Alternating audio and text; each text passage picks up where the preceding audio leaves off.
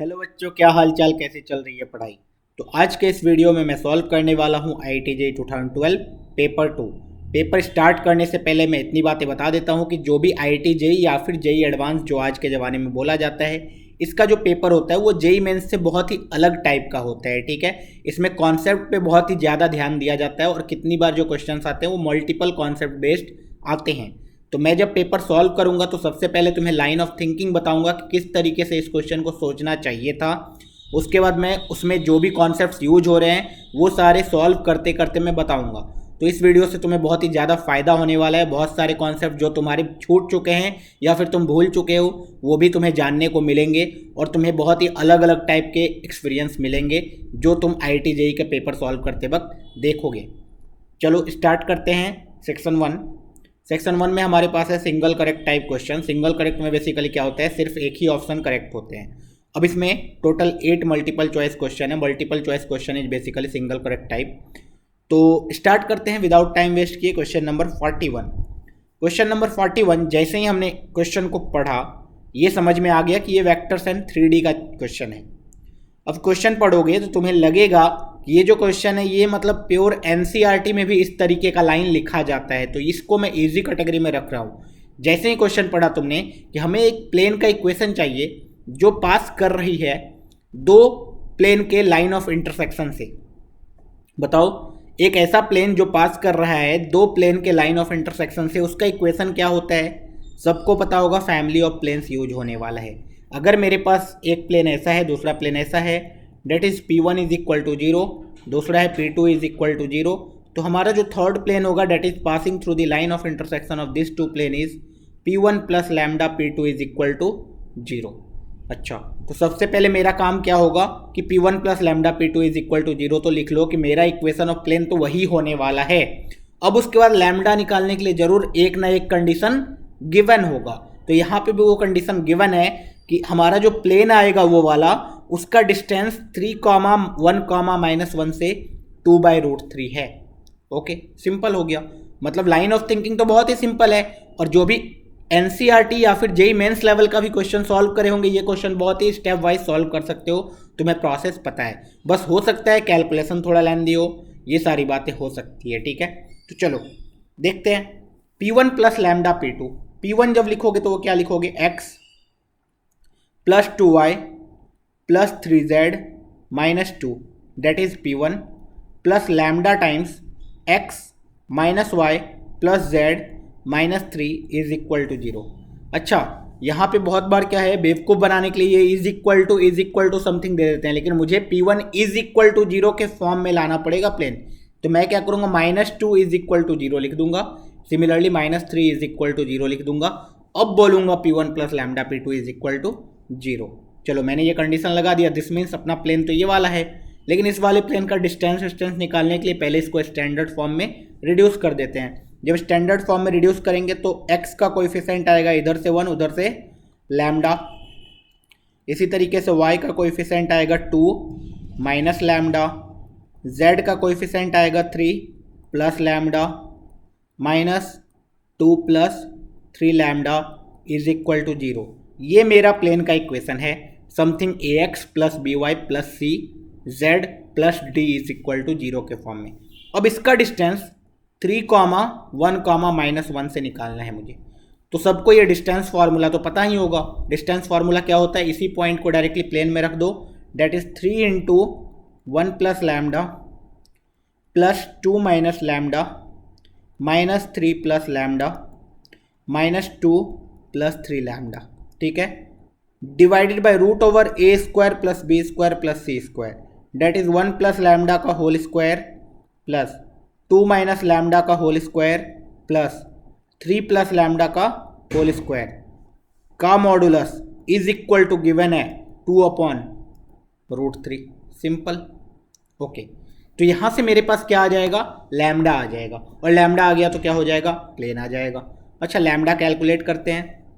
ऊपर देखोगे तो दिस इज 3, कांस्टेंट टर्म देखो 3 प्लस 2 माइनस 3 माइनस 2, ये तो 0 हो गया भाई, plus 3 lambda minus minus 3 lambda, ये तो सिर्फ -2 लैम्डा आया, डिवाइडेड बाय रूट ओवर यहाँ से एक लैम्डा स्क्वायर, यहाँ से एक लैम्डा स्क्वायर, यहाँ से एक लैम्डा स्क्वायर, 3 लैम्डा स्क्वायर आएगा। ओके, नहीं तो सिंप्लीफाई कर लेते हैं, कुछ मिस्टेक वगैरह हो गया, सिली मिस्टेक होने के चांसेस होते हैं। तो एक काम करते हैं, इसको लिखा a square plus b square plus 2 lambda, अगले वाले को लिखा a square plus b square minus 2 lambda, अगले वाले को लिखा a square plus b square plus 2 lambda का modulus is equal to 2/√3। Okay, अब यहाँ दिख रहा है मुझे 2 से 2 कटा, 3 से 3 कटा, यहाँ 3 लैम्डा से 3 लैम्डा कटा, माइनस 2 लैम्डा आ गया, और उससे 2 से 2 कट जाएगा इधर से, तो यहाँ से बेसिकली माइनस लैम्डा का mod divided by root under 1 + 4 5 + 9 14 lambda square plus lambda square plus lambda square 3 lambda square 2 lambda plus 6 lambda 8 lambda minus 4 lambda minus plus 4 lambda का मॉडुलस इज इक्वल टू 1/√3। क्या करेंगे, दोनों side square कर देंगे cross multiply करके, तो यहाँ से आ जाएगा 3 × lambda square is equal to 14 + 3 lambda square plus 4 lambda, 3 lambda square से 3 लैम्डा स्क्वायर कट गया, यहाँ से 4 लैम्डा की वैल्यू आ गई -14, लैम्डा की वैल्यू आ गई -14/4 डेट इज -7/2। ओके, लैम्डा अगर -7/2 आ चुका है तो हमारे पास प्लेन आ चुका है। प्लेन कैसे आएगा, -7/2 रख दिया तो 1 - 7/2 is -5/2x, then 2 + 7/2, 2 + 7/2 is +11/2y। ठीक है, यहाँ से 3 - 7/2 डेट इज -z/2 माइनस 2 + 21/2 तो डेट इज -17, तो minus minus +17/2 is equal to 0, -2 से मल्टीप्लाई कर दिया तो 5x - 11y plus z -17 is equal to 0।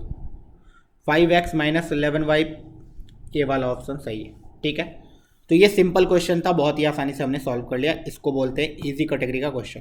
चलो नेक्स्ट क्वेश्चन पे मूव करते हैं। नेक्स्ट क्वेश्चन आया अपने पास सॉल्यूशन ऑफ ट्राइंगल से।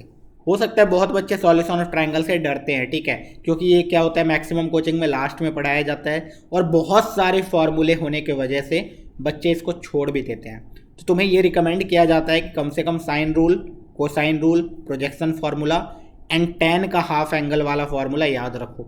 इतना याद है तो हो सकता है बहुत सारे क्वेश्चन बन जाएंगे। ओके, बोला गया let PQR be a triangle of area delta. एक ट्राइंगल है जिसका एरिया डेल्टा है, ABC गिवन है। अच्छा, तो एक सेकेंड PQR, तो ABC are the length of the side of the opposite sides of the triangle PQR respectively, then what is the value of this। अब इसको सिंप्लीफाई करो, ये वाला एक्सप्रेशन बहुतों बार IIT में आ चुका है। 2 sin P है और ऑलरेडी मुझे यहाँ भी 2 sin P दिख रहा है। कैसे, sin 2P is 2 × sin P cos P, तो 2 sin P कॉमन आएगा, नीचे भी 2 sin P कॉमन आएगा, कैंसल आउट हो जाएगा, ये अल्टीमेटली बचेगा 1 - cos P 1 + cos P। जब इसको देखोगे तो ये आ जाएगा 2 sin स्क्वायर P/2, नीचे भी आ जाएगा 2 cos स्क्वायर P/2, तो ये अल्टीमेटली आ गया tan स्क्वायर P/2। अच्छा, tan P/2 मुझे पता है, tan P/2 is delta upon S × S - A। Okay, delta के फॉर्म में इसलिए लिखा क्योंकि सारे ऑप्शन में मुझे डेल्टा ही दिख रहा है, इसका ओवरऑल होल स्क्वायर चाहिए। ओके, तो डेल्टा अपॉन, लेकिन अब मुझे सारे ऑप्शंस में डेल्टा कहाँ दिख रहा है, नीचे में दिख रहा है, तो मैं क्या करूँगा, डेल्टा नीचे में बनाने की कोशिश करूँगा। अच्छा, तो देखना ध्यान से, delta upon S × S - A × S - B × S - C कर दिया। ठीक है, और ऊपर भी S - B × S - C कर दिया, इसका होल स्क्वायर लिखा हुआ है, इसमें कोई दिक्कत नहीं है। तो ये नीचे वाला क्या हो गया, डेल्टा का होल स्क्वायर, तो एक डेल्टा से एक डेल्टा कट गया, तो अल्टीमेटली मेरा आंसर कितना आ गया, S - B × S - C upon delta का होल स्क्वायर। अच्छा, अब S - B × S - C मुझे कैलकुलेट करना पड़ेगा। ठीक है, S एस क्या होगा, ए 2 है, 7/2 5/2, तो S is basically 2 plus 7/2 plus 5/2 whole divided by 2। ठीक है, तो यहाँ से आ गया 7 5 12/2, 6 6 2 8 8/2 4, एस आ गया 4। तो एस माइनस बी कितना आ जाएगा बताओ, 4 माइनस 7/2 कितना आ गया, 8 माइनस 1/2। ठीक है, this is S minus B. अच्छा, एस माइनस सी कितना आ जाएगा, 4 माइनस 5/2 कितना आ रहा है देखना, 3/2। 3/2 इंटू 1/2 कितना होगा, 3/4, तो 3/4 डेल्टा का होल स्क्वायर, 3/4 डेल्टा का whole square, option number C. ठीक है, तो ये हो सकता है बहुत बच्चों ने नहीं किया होगा, अगर जिसको ये फार्मूला नहीं आता है tan हाफ एंगल वाला तो वो बच्चे फंस जाएंगे।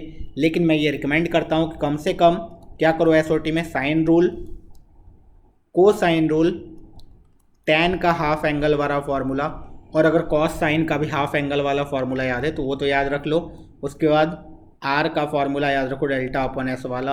उसके बाद R1 R2 R3, ये तीनों का भी फार्मूला याद रख लो। बस इतना याद है, तुम्हारा काम बन जाता है। ठीक है, नेक्स्ट क्वेश्चन कहाँ से आ गया अपना, वेक्टर एंड 3D से। अभी वेक्टर्स एंड 3D से आ गया क्वेश्चन, देखो ध्यान से कर लेते हैं। बोला गया a vector and B vector are the vector such that mod of a plus B का वेक्टर इज √29। ठीक है, इस कंडीशन को यूज करेंगे कभी ना कभी। एक इक्वेशन गिवन है यहाँ पे, देखना प्यारा सा, ये इक्वेशन बहुत ही नोन इक्वेशन है। यहाँ पे देखो, ये दोनों जो वेक्टर है ये दोनों सेम है। दिस मीन्स अगर मैं इसको कुछ देर के लिए सी वेक्टर मान लूँ ताकि मेरा कैलकुलेशन थोड़ा ईजी हो जाए, तो ये लिखा हुआ a vector cross c vector, this is equal to c vector cross b vector. अच्छा, तो a vector cross c vector minus c vector cross b vector is equal to 0। यहाँ से I can see A vector cross c vector plus B vector cross c vector is equal to 0 होगा। मैंने क्या किया, c vector cross b vector को b vector cross c vector लिख के एक माइनस साइन बाहर निकाल दिया। अब यहाँ से दिख रहा होगा मुझे कि सी वेक्टर कॉमन निकलेगा और इधर आएगा ए प्लस बी का होल वेक्टर इंटू सी वेक्टर 0। अच्छा, वन वेक्टर क्रॉस दूसरा वेक्टर 0 है, दैट इज एक वेक्टर क्रॉस दूसरा वेक्टर 0 है। This means what, this means A vector and B vector are parallel to each other. This means A vector plus B vector can be written as lambda times C vector. अच्छा, मुझे तो C vector पता है, हाँ C vector किसको assume किया था वो दिख रहा है। Now we can see A vector plus B vector is equal to lambda times C vector. अब मुझे modulus of A vector plus B vector पता है, modulus of A vector plus B vector will be lambda times modulus of c vector, and this is what, this is √29, this is equal to lambda times modulus of c vector। c vector को ध्यान से देखो, इसका mod निकालो, 4 9 16 कितना आ गया, 16 4 20, √29 ही आ गया। ठीक है, दिस मीन्स लैम्डा की वैल्यू क्या आ गई, प्लस और -1, क्योंकि दोनों साइड मॉड ले रहे हैं तो ऑब्वियसली मॉड ओपन होगा तो वो प्लस और -1 के साथ होगा। लैम्डा की वैल्यू +1 एंड -1 आ गई। This means a plus B vector आ गया, ए प्लस बी वेक्टर आ गया प्लस और minus into C vector. Now we can see, हमें फाइंड आउट क्या करना था, a plus B vector dot ये। ठीक है, जो भी होगा प्लस और माइनस के साथ होगा। सी वेक्टर मुझे आता है 2 3 4, 2i cap plus 3j cap plus 4k cap. इसका डॉट निकालना है, दूसरा वाला वेक्टर कितना है देखना, -7 2 3, -7 2 3, ये डॉट निकाल लो, प्लस माइनस के साथ आएगा। 2 × 7 -14, 3 × 2 +6, 4 × 3 +12। ठीक है, तो 18 - 4 डेट इज़ 4, तो +-4 आंसर आना चाहिए। ठीक है, +-4 तो एक ही ऑप्शन दिया हुआ है, डेट इज़ +4, तो आंसर हो गया +4। ओके, तो मतलब अभी तक हमने 3 क्वेश्चंस करे, तीनों के तीनों बहुत ईजी थे। दिस मीन्स व्हाट, जो भी IIT JEE या फिर JEE एडवांस का पेपर होता है उसमें जो सिंगल करेक्ट टाइप क्वेश्चंस होते हैं वो थोड़े स्कोरिंग होते हैं। ठीक है, अगर तुम मल्टीपल करेक्ट टाइप को देखोगे तो वो डिफिकल्ट हो जाता है बहुत ही ज़्यादा। क्यों? क्योंकि उसमें सारे ऑप्शंस को चेक करना पड़ता है और अलग अलग कॉन्सेप्ट पे आते हैं वो।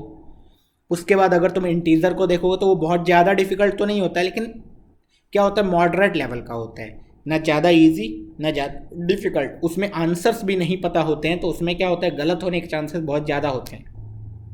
उसके बाद अपना आता है क्या, मैट्रिक्स मैच। मैट्रिक्स मैच में क्या होता है, थोड़ा बहुत इधर उधर जुगाड़ करके आंसर आ जाता है, ठीक है। फिर आता है पैराग्राफ टाइप। पैराग्राफ टाइप कितनी बार क्या होता है, 2-3 पैराग्राफ देंगे, उसमें एक पैराग्राफ इजी है, एक पैराग्राफ बहुत ही ज़्यादा डिफिकल्ट है, out of the box concept लग रहा है, ठीक है। तो इस तरीके से हमें प्रिपेयर्ड रहना है हमेशा। Question number 44, okay, question number 44 भी कर लेंगे, कोई दिक्कत नहीं है। क्वेश्चन नंबर 44 देखोगे तो बोला गया है P इज ए मैट्रिक्स जो 3x3 है, सच दैट PT, ये इक्वेशन बहुत ही प्यारा सा है, P transpose is equal to 2 into P plus I, okay, where P transpose is the transpose of P and I is the 3x3 identity, then there exist a column matrix X such that what. अच्छा ठीक है, ठीक है, कोई बात नहीं। हमने क्या बोला कि भाई यहाँ से इस इक्वेशन से तो मुझे P ही निकल जाएगा, कैसे देखना कि P transpose is equal to 2P plus I given है ना। अभी क्या किया मैंने कि दोनों साइड ट्रांसपोज ले लिया, दोनों साइड ट्रांसपोज ले लिया, तो ये P इज इक्वल टू आ गया, P ट्रांसपोज का ट्रांसपोज तो P ही आ जाएगा, is equal to 2 into P transpose plus I into I transpose I, ठीक है। यहाँ से मेरे पास ये दिख रहा है, okay. Now we can see कि मैं यहाँ से डायरेक्टली P निकाल सकता हूँ, कैसे, तो I can see P is equal to 2 into P transpose is basically 2P plus I।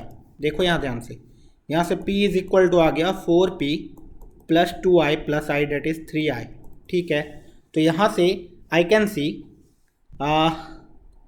Minus 3P is equal to 3I और P is equal to minus I, okay. P is equal to minus I है तो P into x is equal to minus x आ जाएगा। कौन सा option है, option number D. तो ये तो बहुत ही इजी लेवल का क्वेश्चन था, ठीक है, बहुत ही इजी लेवल का क्वेश्चन था। क्वेश्चन नंबर 45 बहुत ही बढ़िया क्वेश्चन IIT JEE ने पूछा है, mixture of quadratic equation and calculus. देखो यही मैंने बोला था ना, मल्टीपल कॉन्सेप्ट से क्वेश्चन आते हैं। तो यहाँ पे बोला गया if alpha a and beta a are the roots of this equation. अब इस इक्वेशन को जगह ध्यान से देखोगे तो ये क्वाड्रेटिक इक्वेशन है, वहाँ पे उन्होंने बोल दिया ए ग्रेटर देन -1, वो क्यों दिया है तुम्हें ये समझ में आना चाहिए, ठीक है। भले वहाँ पे तुम अगर नहीं भी देखोगे तुम्हारा आंसर आ जाएगा, लेकिन तुम्हें कॉन्सेप्ट समझना चाहिए। ए ग्रेटर देन -1 इसलिए दिया है ताकि ये रूट वाला चीज़ डिफाइंड हो सके, ठीक है। अब उन्होंने पूछा है limit a tends to 0 plus alpha a कितना होगा, limit a tends to 0 plus beta a कितना होगा, ओके। हाँ, तो बहुत बच्चे क्या करते हैं डायरेक्टली ए टेंड्स टू 0 रख दोगे यहाँ पे, तो तुम्हें दिख रहा है अगर ए टेंड्स टू 0 यहाँ पे रख दोगे तो 0 आ जाएगा, ये भी 0 आ जाएगा, ये भी 0 आ जाएगा, 0 इज इक्वल टू 0 आ जाएगा, कुछ आंसर ही नहीं आएगा, ठीक है, ओके। दिस मीन्स हमें थोड़ा सा समझदारी करना है। क्या समझदारी करना है, इस इक्वेशन को ध्यान से देखना है। जब ध्यान से देखोगे हर जगह तुम्हें 1 प्लस ए दिख रहा है। अब मैं मल्टीपल कॉन्सेप्ट बताने वाला हूँ, ठीक है। अभी देखो अल्टीमेटली तुम्हें जो भी आंसर्स आएंगे उसमें लिमिट लगाना है, ठीक है। तो मैं क्या करता हूँ, पहले ही इसमें लिमिट लगाने की कोशिश करता हूँ। अब पहले ही लिमिट लगाने की कोशिश करूँगा तो मैं मेथड 1, बहुत ही मज़ा आने वाला है इस क्वेश्चन का सॉल्यूशन देख के तुम्हें। ये जो मेथड 1 बताने वाला हूँ देखना, पहला वाला टर्म क्या लिखा हुआ है, 1 plus a to the power 1/3 minus 1 into x square plus 1 plus a to the power 1/2 minus 1 into x, 1 plus a to the power 1/6 minus 1 is equal to 0। अच्छा ये क्या दिख रहा है तुम्हें, 1 plus a to the power और a tending towards 0 है, ए tending towards 0 है, ए टेंडिंग टुवर्ड्स 0 है, इसका मतलब क्या है। इसको अगर मैं सिंप्लीफाई करने की कोशिश करूँ तो कैसे होगा, तो सबको ये बाइनोमियल वाला चीज़ याद आना चाहिए। 1 plus x to the power n if x is tending towards 0 this can be written as approximately 1 plus nx, है कि नहीं। ये वाला चीज़ याद आना चाहिए पहले तो, लिमिट का कॉन्सेप्ट, ओके। देख लो कितना प्यारा सा क्वेश्चन है। जैसे ये बच्चे ने यूज किया तो इसको लिखा जा सकता है 1 plus nx minus 1, into x square. अगले वाले को भी लिखा जा सकता है 1 plus n x minus 1 into x. अगले वाले को भी लिखा जा सकता है 1 plus n x minus 1 is equal to 0। सबको दिख रहा है 1 से माइनस 1, 1 से माइनस 1, 1 से माइनस 1 कैंसल आउट हो गया। बचा क्या? a/3 into x square plus a/2 into x plus a/6 is equal to 0। मैं क्या करूँगा? 6 से मल्टीप्लाई कर दूंगा। 6 से जब मल्टीप्लाई करोगे a तो कॉमन आ जाएगा और 6 से जब मल्टीप्लाई करोगे तो ये बनेगा 2x square plus 3x plus 1 is equal to 0। Since a is not equal to 0 तो यहाँ पे मतलब a तो टेंडिंग टुवर्ड्स 0 है ही। अब यहाँ पे मैं क्या करूँगा? 2x square plus 3x plus 1 is equal to 0। ठीक है, a इज टेंडिंग टुवर्ड्स क्या? प्लस 0 प्लस पे, तो ये पॉजिटिव नंबर है एक, तो मुझे 0 किसको होना पड़ेगा? इसको होना पड़ेगा। तो ऑब्वियसली ये 0 आ रहा है तो यहाँ से तुम्हारे पास 2 रूट्स आ जाएगा, that is alpha and beta. वो रूट कितना आ रहा है देख लो, -b प्लस और minus root under b square minus 4ac divided by 2a। यह आंसर कितना आ गया अल्टीमेटली? -3 प्लस और minus 1 divide by 4, that is -4/4 -1 -2/4 is -12। तो 2 आंसर्स आने चाहिए, -1 -12, ऑप्शन नंबर बी। लेकिन ये तो मेथड 1 था। ये वाला मेथड बहुत बच्चे नहीं सोच पाते हैं। ठीक है, ये बहुत ही क्लासिकल मेथड है। ये मेथड से तुम सॉल्यूशन भी अगर कहीं सर्च करोगे तो इस मेथड से तुम्हें सॉल्यूशन नहीं मिलेगा आई गेस।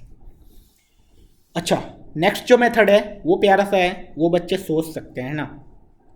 जो मेथड नेक्स्ट बताने वाला हूँ मैं वो तो बच्चे सोच सकते हैं। देखना तुम्हें क्या दिख रहा है, हर जगह 1 + a 1 + a 1 + a दिखना चाहिए। जब 1 + a दिख रहा है तो मैं क्या करूँगा? 1 + a को ही कुछ मान लूँगा। ऐसे कैसे मान लोगे? हाँ मान लेते हैं ना। अब 1 + a को ऐसा क्या माना जाए? तो हमेशा मैं सिखाता हूँ जब भी रेडिकल साइन हो तो तुम्हें दिख रहा है यहाँ पावर 3 है, यहाँ पावर 1/2 है, यहाँ पावर 1/6 है। तो 1 + a को मैं कुछ देर के लिए t⁻6 ही मान ले रहा हूँ। तो यहाँ से ये क्या बन जाएगा देखना, t⁻6 power 1/2 that is t² - 1 into x square. अगला क्या बन गया? t⁻3 - 1 इंटू एक्स प्लस अगला क्या बन गया? t - 1 is equal to 0। सब में मुझे क्या दिख रहा है कॉमन? t - 1। t - 1 कॉमन दिख रहा है। Now we can see this is t + 1 into x square plus t² + 1 plus t into x plus 1 is equal to 0। Okay, now यहाँ से देखो, if a is tending towards 0, t is tending towards what? 1, and a is tending towards 0 plus, तो t is tending towards 1 plus, है ना। if a is tending towards 0 plus, तो t is tending towards 1 plus, तो 1 plus को जा रहा है तो ऑब्वियसली ये 0 नहीं होगा, ये 0 प्लस को जाएगा।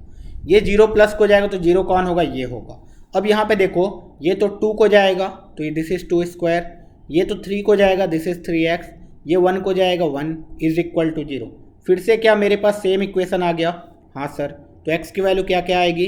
-12 एंड -1, तो फिर से सेम आंसर आ गया। ठीक है, तो ये बहुत ही प्यारा सा क्वेश्चन था, मज़ा आ जाता है इस टाइप के क्वेश्चन को सॉल्व करके। इसलिए बोला जाता है जेईई एडवांस के जो क्वेश्चन होते हैं बहुत ही अच्छे लेवल के होते हैं और बहुत ही कॉन्सेप्चुअल होते हैं। चलो प्रोबेबिलिटी को देखो, 4 fair dice D1, D2, D3, D4 each having 6 faced number 1 2 3 4 5 6, मतलब जनरल एक डाइस है, आर रोल्ड साइमल्टेनियसली, चारों को एक बार में फेंक दिया।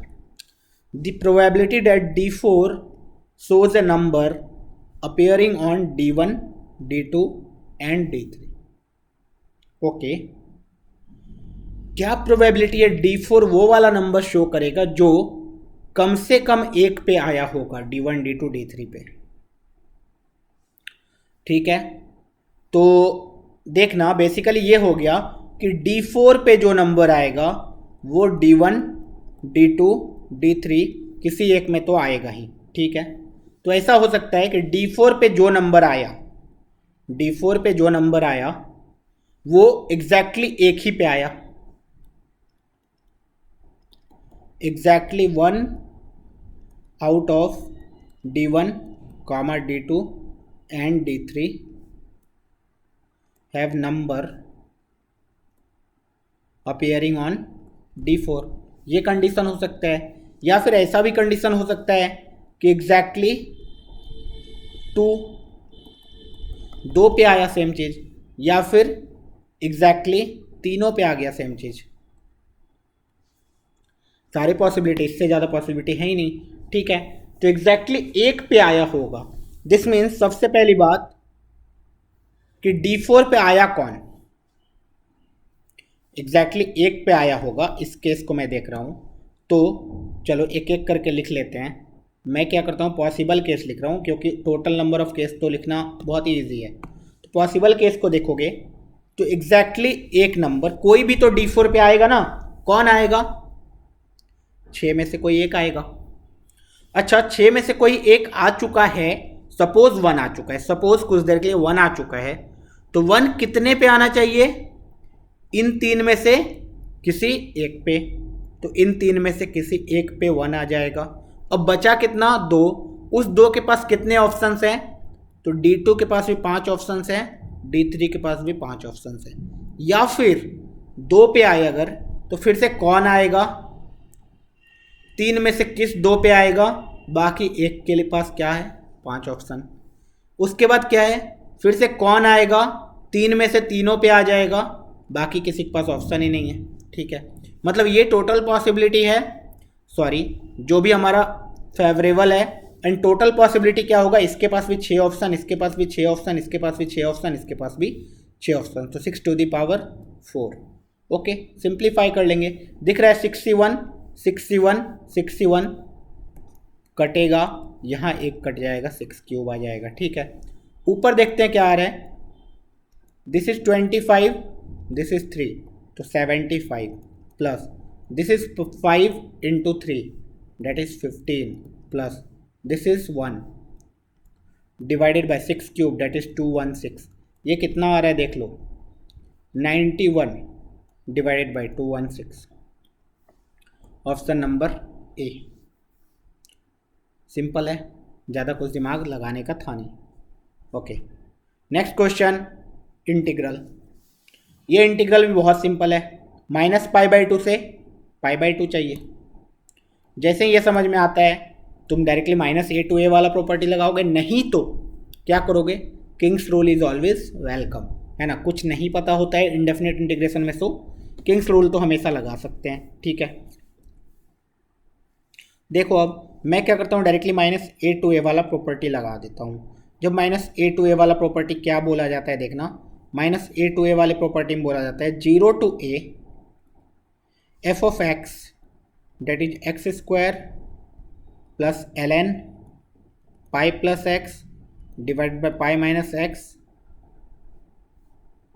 into cos x plus f of minus x that is x square plus ln, या प्लस क्या यहाँ pi minus x upon pi plus x आएगा, तो अल्टीमेटली यहाँ माइनस लिख सकते हैं, minus ln pi plus x upon pi minus x into cos x overall D x. Okay, next point. अब दोनों में क्या दिख रहा है, 0 से π/2 तो आ चुका है, सब में cos x कॉमन है, cos x बाहर निकालेंगे तो दिख रहा है ये वाला चीज़ कैंसिल आउट हो जाएगा। बचेगा कितना, यहाँ से x square cos x 2x square into cos x आ गया, ठीक है। अभी देखो, अब x square into cos x के आगे कुछ नहीं कर सकते, इसके आगे कोई प्रॉपर्टी नहीं लगेगा, तो हमें क्या करना पड़ेगा, बाय पार्ट्स लगाना पड़ेगा, ठीक है। तो आइलेट रूल चलते हैं, आइलेट, है ना। तो इसको हमने फर्स्ट फंक्शन माना, इसको सेकेंड फंक्शन माना, 0 से π/2। First function as it is,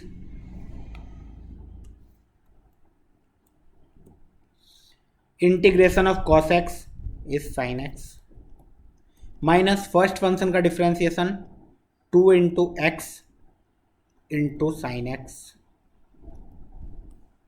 okay, ultimately हम लोग 0 से π/2 लगा लेंगे, उसमें कोई दिक्कत वाली बात नहीं है, ठीक है। एक्स स्क्वायर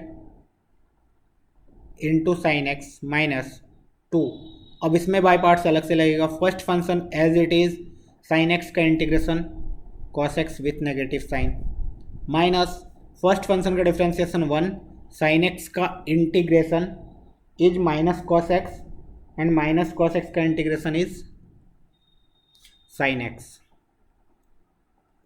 0 से पाई बाई 2।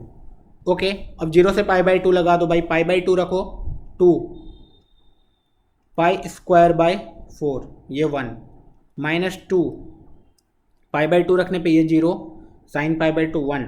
तो दिस इज अल्टीमेटली सिर्फ 2। ठीक है, माइनस 0 रखो, 0 रखो तो ये वाला चीज़ पूरा 0 माइनस ये वाला चीज़ पूरा 0, ये वाला चीज़ पूरा 0। तो अल्टीमेटली इधर तो पूरा 0 हो गया। तो ये कितना आ रहा है pi square by 2 minus 4 pi square by 2 minus 4 option number B. ठीक है, ये इंटीग्रेशन मॉडरेट बोल सकते हैं ना, ज़्यादा इजी भी नहीं था, मॉडरेट लेवल का बोल सकते हैं। क्यों मॉडरेट लेवल बोला मैंने? क्योंकि पहले तो ठीक है तुमने किंग्स रूल या फिर माइनस ए टू ए वाला प्रॉपर्टी लगा दिया, वहाँ तक तो बहुत ही बढ़िया था। उसके बाद तुमने ये भी आइडेंटिफाई कर लिया कि बाई पार्ट्स लगाना है, लेकिन बाई पार्ट्स के बाद फिर से बाई पार्ट्स, मतलब एक बाई पार्ट्स यहाँ, दूसरी बार बाई पार्ट्स यहाँ और एक बार माइनस ए टू ए यहाँ। तो 3 अलग अलग बार हमें सॉल्व करना पड़ा। उसके बाद अल्टीमेटली इसमें भी बच्चे मिस्टेक करते हैं ना, इसमें भी बच्चे मिस्टेक कर देते हैं, तो यहाँ भी गड़बड़ है। ओके, चलो next question.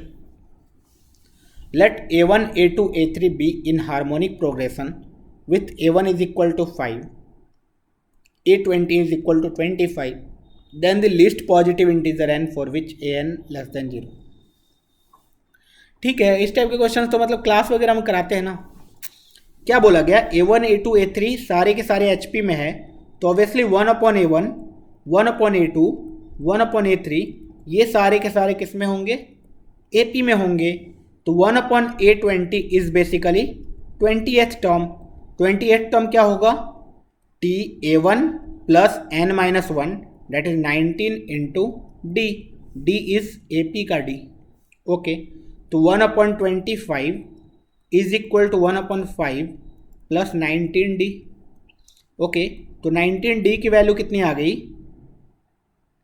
1 upon 25 minus 5 upon 25 that is minus 4 upon 25। Okay, तो d की वैल्यू आ गई माइनस 4 अपॉन 19 इंटू 25। ठीक है, d रख लेते हैं। अच्छा, d नेगेटिव आया, दिस मीन्स दिख रहा है कि आगे वाला टर्म कभी ना कभी नेगेटिव आएगा ही, पॉजिटिव नेगेटिव, पॉजिटिव से कम होता जाएगा। ठीक है, नाउ मान लेते हैं nth टर्म 1 अपॉन an निकालना है, तो वो कितना होगा? 1/5 plus n minus 1 into d. D is minus 4 upon 19 into 25। अच्छा, ये होना चाहिए लेस देन 0 या फिर इज इक्वल टू 0 के लिए निकाल लेते हैं और देख लेंगे। ठीक है, तो यहाँ से 1/5 इज इक्वल टू आ गया 4 into n minus 1 upon 19 into 25 that is 25। तो यहाँ से हो गया 19। 95 is equal to 4n minus 4 that is 4n is equal to 99। n is equal to 99/4, तो 4 इंटू 2 8 18 19 24 पॉइंट समथिंग आ गया। मतलब n जो 0 आएगा वो 24 पॉइंट समथिंग आएगा। मतलब n 25th टर्म जो होगा, 25th टर्म वो नेगेटिव हो जाएगा। 24th टर्म तक 0 से पॉजिटिव था। देखो ऐसा सिचुएशन बनेगा, 24th टर्म 25th टर्म, हमने जब 0 निकाला कि 0 कहाँ आएगा, तो वो 24 पॉइंट समथिंग वाला टर्म आया। तो ऑब्वियसली 24th टर्म तक पॉजिटिव रहा होगा वैल्यू, 25th टर्म पे क्या हो जाएगा? नेगेटिव हो जाएगा। ठीक है, या तुम ऐसे कर सकते हो या तो तुम ऐसे बोल सकते हो दिस इज लेस देन 0, वहाँ से भी n आ जाएगा greater than 24 point this. Okay, तो हमने क्या किया? सारे के सारे सिंगल करेक्ट क्वेश्चन सॉल्व कर लिए। ठीक है, तो इसके बाद हमें सॉल्व करना है पैराग्राफ टाइप क्वेश्चन। तो पैराग्राफ टाइप क्वेश्चन मैं पार्ट 2 में सॉल्व करने वाला हूँ। तब तक के लिए ऑल द बेस्ट, पढ़ते रहो, मचाते रहो।